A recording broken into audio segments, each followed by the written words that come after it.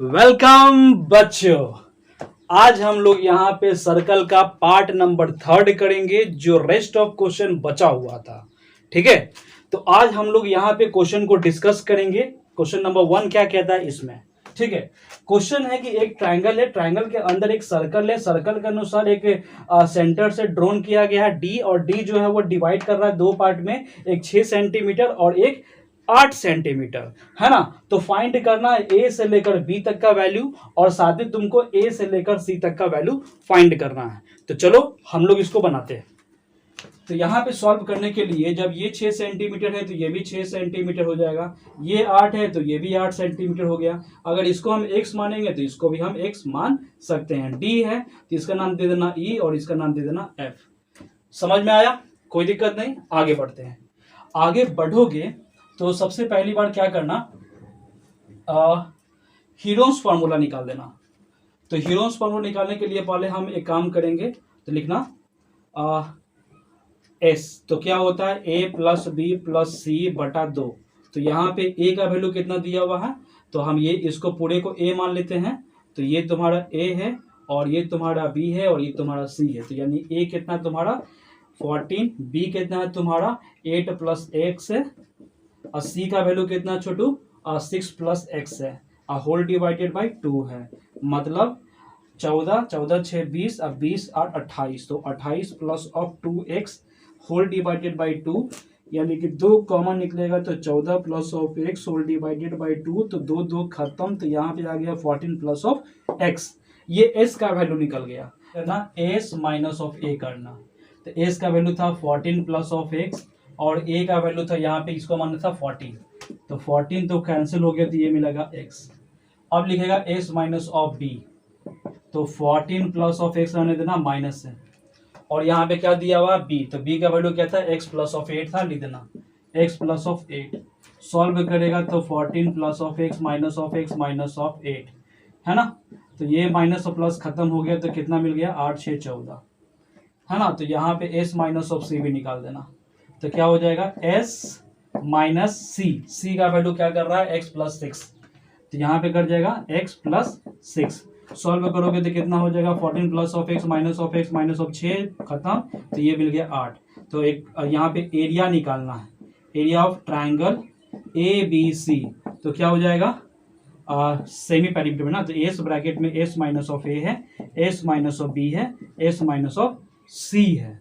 तो यहाँ पे सॉल्व करेगा तो एस का वैल्यू कितना था छोटू 14 प्लस ऑफ एक्स था जो हमने निकाला था, और फिर एस माइनस ऑफ ए निकाला था मैंने एक्स, तो एक्स लिख दिया मैंने। फिर एस माइनस बी निकाला था, एस माइनस बी तुम्हारे पास कितना है 6 था, और एस माइनस सी निकाला था आपने 8। सॉल्व करो 8 6 48, यानी कि 48x, अब ब्रैकेट में हो जाएगा 14 प्लस ऑफ एक्स हो गया, ये रूट में रह गया, इसको मान लो फर्स्ट इक्वेशन। ठीक है ना। अब उसके बाद अब काम करना स्टार्ट होता है। क्या काम है, तो यहाँ पे क्या करना ना, 3 ट्रायंगल में डिवाइड कर देना। ये हो गया फर्स्ट और ये हो गया सेकंड और थर्ड, इसका नाम देना O। तो area of triangle A B C है ना, area of triangle A B C बराबर क्या होता है, 3 ट्रायंगल है, तीनों को सम कर देना। तो triangle A O B, triangle B O C, triangle A O C. तो यहाँ पे ए ओ बी कितना हो गया, A O B half into base into height, ठीक है ना। ये वाला है half into base into height, ये भी है और ये भी है, ठीक है ना।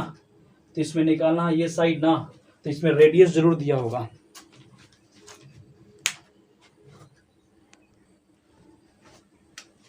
ठीक है, तो सॉल्व करना।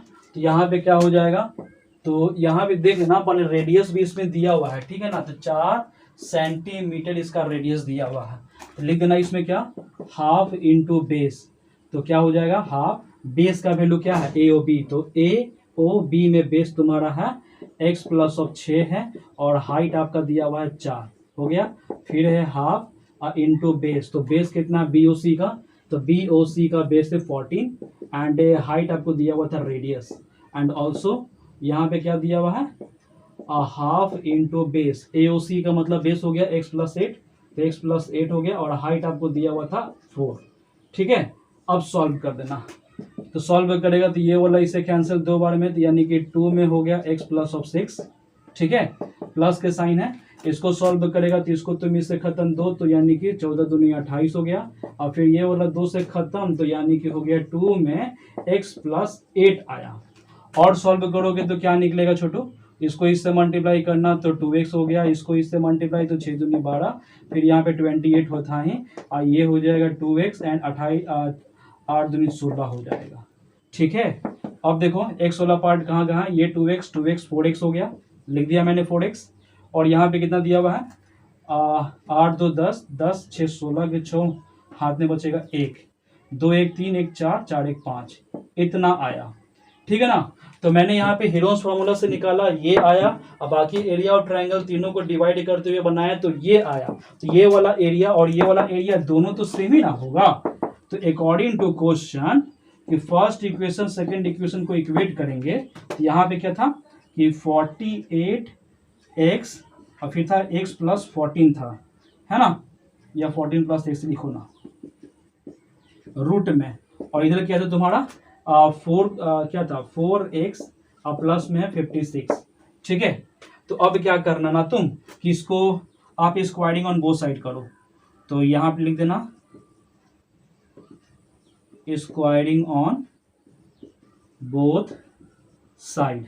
तो यहाँ पे हो गया 48x और ब्रैकेट में 14 प्लस ऑफ x हो गया, और यहाँ पे क्या हो जाएगा 4x प्लस ऑफ 56 का होल स्क्वायर हो गया। और सॉल्व करेगा तो 48x रहने देना, 14 प्लस ऑफ x भी रहने देना, और यहाँ पे 4 कॉमन निकालोगे तो x, और यहाँ पे 14 चौको 56 इतना निकलता होल स्क्वायर में। तो यहाँ पे लिख देना 48x, अब फिर है 14 प्लस x है इज इक्वल टू, यहाँ पे 4 का स्क्वायर 16 हो जाएगा, और यहाँ पे x प्लस 14 का होल स्क्वायर है आपके पास। तो 16 के टेबल से काटो, 16 का 16 16 48, यानी कि, और ये देखो x अब 14 प्लस ऑफ x है, यहाँ पे 14 प्लस x है, ये वाला एक पावर है, यहाँ पे 2 पावर है ये वाला। यहाँ पे क्या बच गया 3x बच गया। इधर क्या बच जाएगा छोटू, ये तो कैंसिल हो गया, तो मात्र x प्लस 14 बच गया आपके पास। ठीक है ना, तो ये वाला x को उठा के इधर ले आना और सॉल्व कर देना। तो चलो यहाँ पे थोड़ा जगह है, तो क्या करना 3x minus of x is equal to 14, यानी 2x इज इक्वल टू 14, यानी x का वैल्यू निकल गया 14/2 यानी कैंसिल, तो यहाँ पे निकल गया 7। जब x का वैल्यू 7 निकल गया है ना, जब x का वैल्यू 7 निकल जाएगा तो अब यहाँ पे आना, तो ये तुम्हारा 7 निकला, ये भी तुम्हारा 7 निकला। तो अब बताओ ए बी निकालना था ना, तो ए बी का वैल्यू क्या हो जाएगा 7 6 13। ठीक है, चलो, और यहाँ पे ये भी 7 है, 7 8 15, तो यहाँ पे क्या है 15 निकल जाएगा सेंटीमीटर, है ना। तो ये आपका वैल्यू निकला ए बी और ए सी का। ठीक है, समझ में आया। ठीक है, थोड़ा लंबा क्वेश्चन है, ये 4 नंबर का क्वेश्चन है। ठीक है ना, ऐसा क्वेश्चन एग्जाम्स में आता है, तो ये बहुत ही इंपॉर्टेंट है, वीवीआई है, तो इसको समझ लो, और समझने के बाद बार बार इसको प्रैक्टिस करो जब तक तुमको दिमाग में स्टोर ना हो जाए। ठीक है ना, तो करो काम।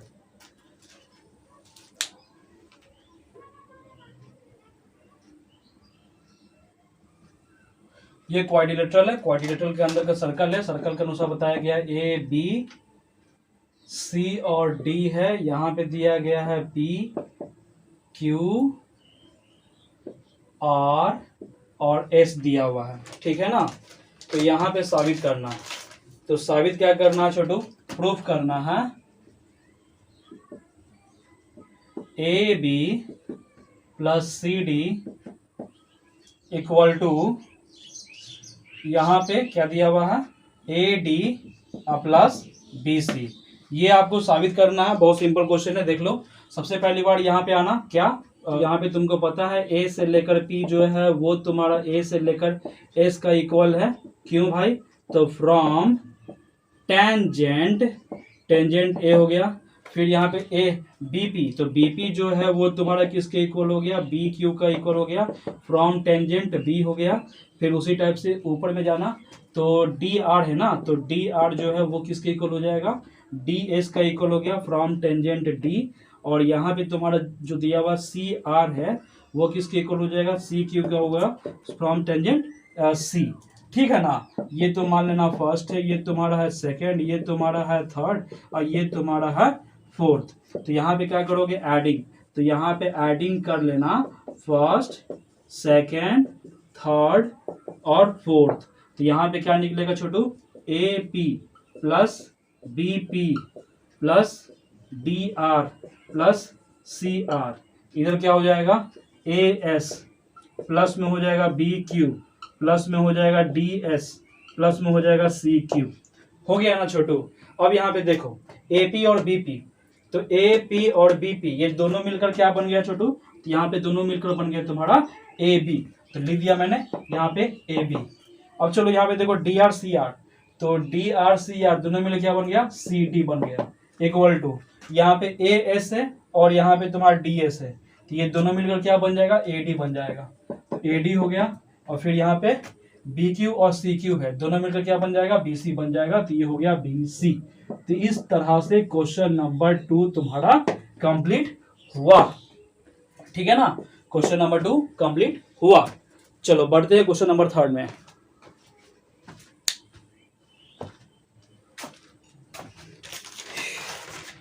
नहीं देगा लगता। चलो यहाँ पे क्वेश्चन नंबर 3 में क्या बोलता है कि एक पैरेललोग्राम है ना।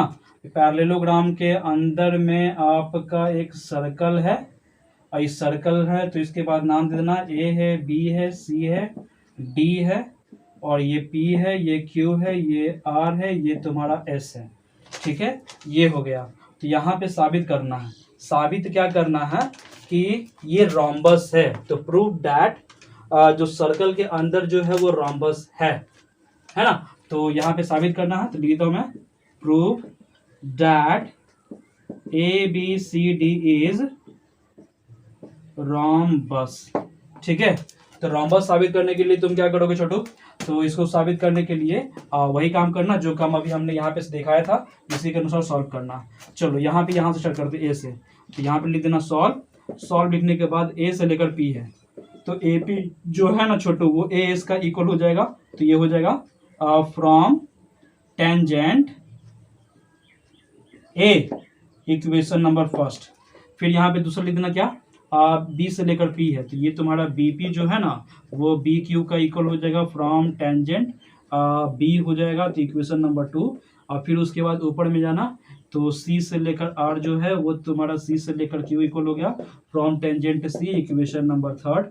और फिर उसके बाद दिया हुआ डी आर, तो डी आर जो है वो तुम्हारा डी एस का इक्वल दिया from tangent D, equation number 4 है ना। ये तीनों चारों को एडिंग कर दो, तो यहाँ पे लिख देना adding first, second, third and fourth. तो जब एडिंग करोगे तो क्या हो जाएगा, A P B P C R D R. लिख देना ए पी बी पी फिर सी आर ये D R is equal to, इधर में क्या हो जाएगा, A S B Q C Q और ये है डी एस। ठीक है ना। तो देखो ना यहाँ पे ए पी और बी पी ये दोनों मिलकर बन जाएगा ए बी, तो यहाँ पे लिखता हूं मैं, दोनों का मतलब हो गया ए बी हो गया। सी आर डी आर है, ऊपर में क्या हो जाएगा, सी डी हो जाएगा, तो सी डी हो गया आपके पास। ए एस है, तो ए एस और डी एस है, तो वो दोनों मिलाकर क्या बन जाएगा, ए डी बन जाएगा, है ना, ए एस और डी एस, तो ये बन गया ए डी। और यहाँ पे देखो बी क्यू और सी क्यू है, तो बी क्यू और सी क्यू क्या है तुम्हारा, ये तुम्हारा बी सी है। तो यहाँ तक तो तुमको समझ में आ गया होगा। ठीक है ना। और यहाँ पे ये बताया गया था कि ये पैरेललोग्राम है, तो गिवन में आपको दिया हुआ था कि ए बी सी डी जो है ना इज पैरेललोग्राम। तो पैरेललोग्राम होता है तो तुमको पता है ना कि opposite sides are equal and parallel. तो यहाँ पे देखो ना ए बी जो है ना सी डी, तो A B is equal to C D ना, बिकॉज पैरेललोग्राम है, opposite sides are equal and parallel. तो यहाँ पे ए बी और सी डी का भी मतलब हो गया ए बी, और यहाँ पे ए डी है ना, और बी सी का भी मतलब हो जाएगा ए डी हो जाएगा। ठीक है ना, ए डी हो जाएगा। तो यहाँ पे हो गया 2ab, यहाँ पे हो गया 2ad, 2 कैंसिल, तो ab is equal to A D, है ना। तो ab जो है वो ad का इक्वल हो गया। तो पैरेललोग्राम तो है ही, ab is equal to C D and C D B C is equal to A D, और यहाँ पे हमने साबित कर दिया ab is equal to A D. तो यानी कि ये पैरेललोग्राम क्या बन गया, रोम्बस। तो तो यहाँ पे लिख देना सिमिलरली, यहाँ पे कि बी सी जो होगा ना वो भी तुम्हारा ए बी का हो जाएगा और ये तुम्हारा सी डी का हो जाएगा। तो इसलिए ए बी सी डी जो है ना वो क्या बन गया, रोम्बस। ठीक है, इस तरह से ये रोम्बस साबित हो गया। ठीक है ना। सबसे पहली बार कि ये जो मैंने अभी क्वेश्चन बताया था इसी के अनुसार यहाँ पे था कि यहाँ पे तो साबित कर दिया था, ये क्वाड्रिलेटरल के अनुसार था और यहाँ पे पैरेललोग्राम दिया हुआ तो इस पैरेललोग्राम के अनुसार जब साबित किया तो AD is equal to BD, आपको AB is equal to AD निकल गया। ठीक है ना। तो यानी कि ये वाला इसके इक्वल निकल जाएगा तो या बाकी भी तो इक्वल निकल जाएगा ना, तो इसीलिए ये आपका पैरेललोग्राम रोम्बस बन जाएगा। ठीक है ना। तो इसलिए क्वेश्चन नंबर यहाँ पे 3 कंप्लीट होता है। बढ़ेंगे नया क्वेश्चन की तरफ। ठीक है ना।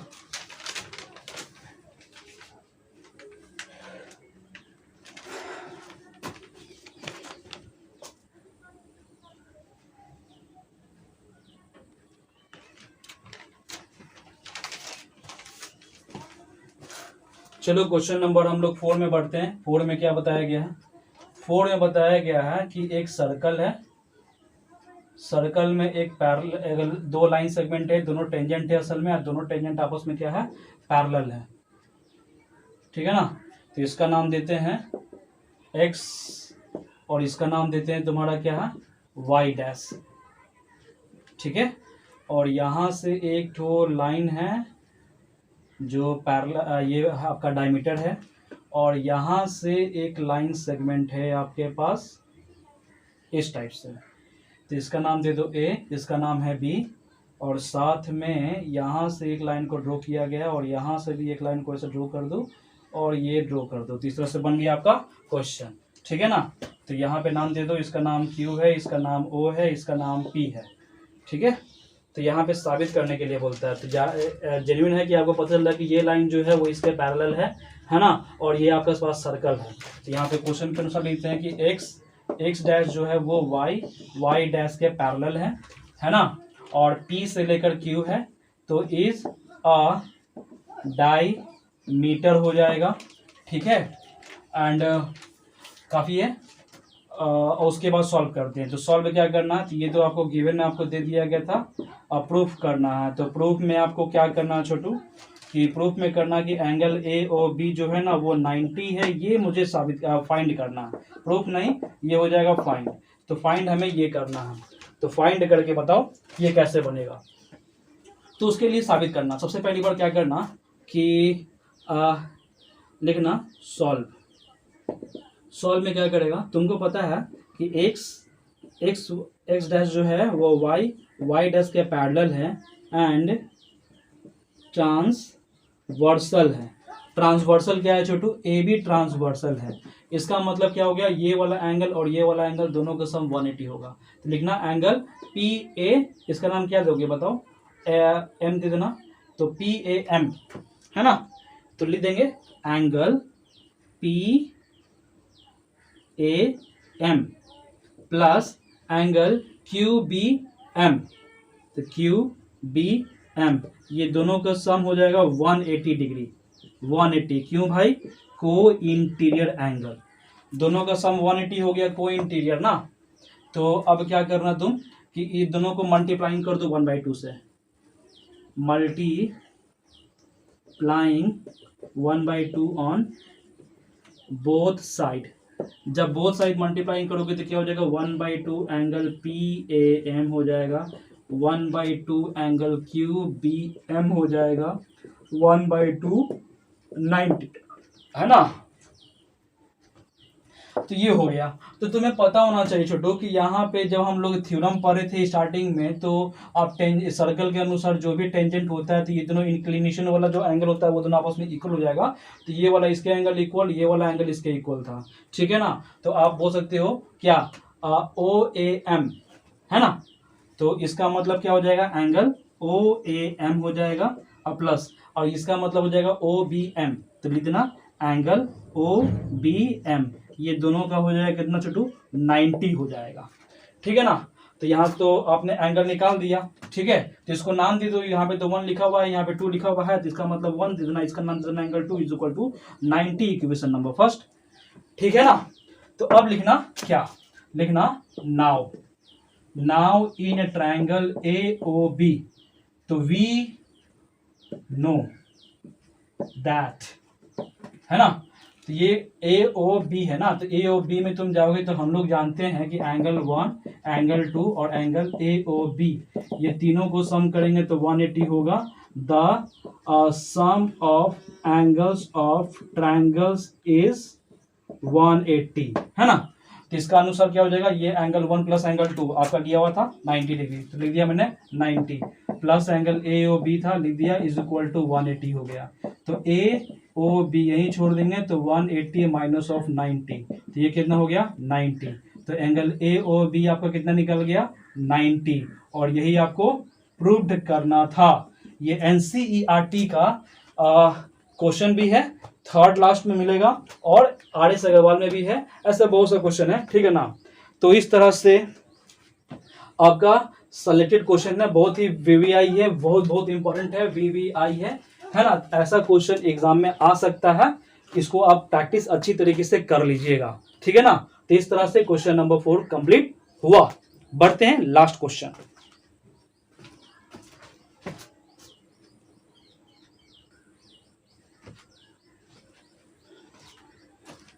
तो चलो बच्चों, क्वेश्चन नंबर 4 तो आप देख लीजिए यहाँ पे बना हुआ। क्वेश्चन नंबर 4 के बाद लास्ट क्वेश्चन देखते हैं, क्वेश्चन नंबर 5।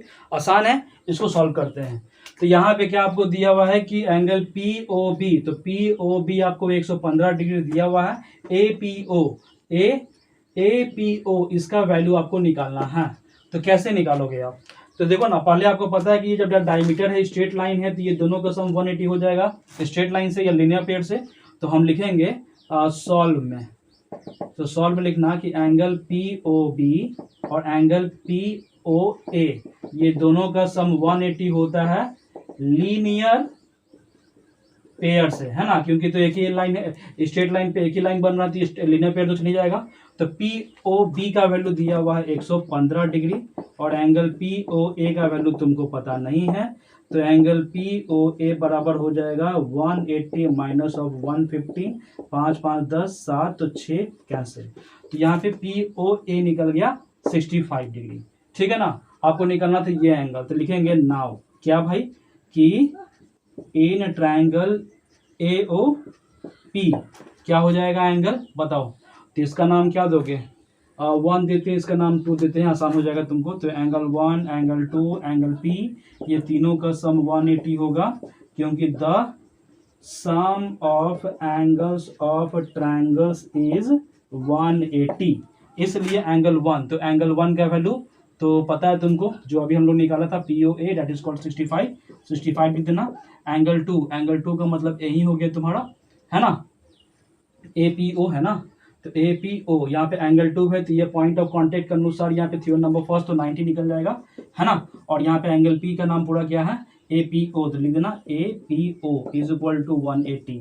सॉल्व करो तो कितना हो जाएगा 5 15, है ना, plus angle A P O is equal to 180। तो यहाँ पे लिख देना एंगल ए पी ओ बराबर 180, है ना। अब ये और लेके चल जाएगा तो कितना हो जाएगा 155। तो सॉल्व भी कीजिएगा तो 5 5 10 7 बचेगा, तो 2 हो जाएगा, खत्म, यानी कि 25। तो ए पी ओ का वैल्यू आपका निकला 25, ठीक है। तो इस तरह से देखा जाए तो आपको जितना भी सिलेक्टेड क्वेश्चन किया गया था सर्कल में, मैंने वो बता दिया। पार्ट 3 ये लेक्चर कंप्लीट होता है, ठीक है ना।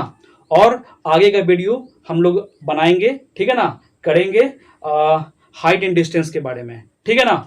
तो बने रहो इस चैनल पे और कंटिन्यू आप लोग ये कॉन्सेंट्रेट करते रहो और क्वेश्चन को बनाते रहो, है ना, क्योंकि एग्जाम है बहुत ही नज़दीक। तो इससे पर्पस पे कि एग्जाम है जरूरी, है ना। तो इस पर्पस पे जितना भी क्वेश्चन दिया हुआ है वो उसको पूरा सॉल्व करो और कंटिन्यू इससे बने रहो, और हम लोग आगे लेक्चर बनाते रहेंगे और आगे हम लोग सीखते रहेंगे, ठीक है ना। तब तक के लिए गुड बाय।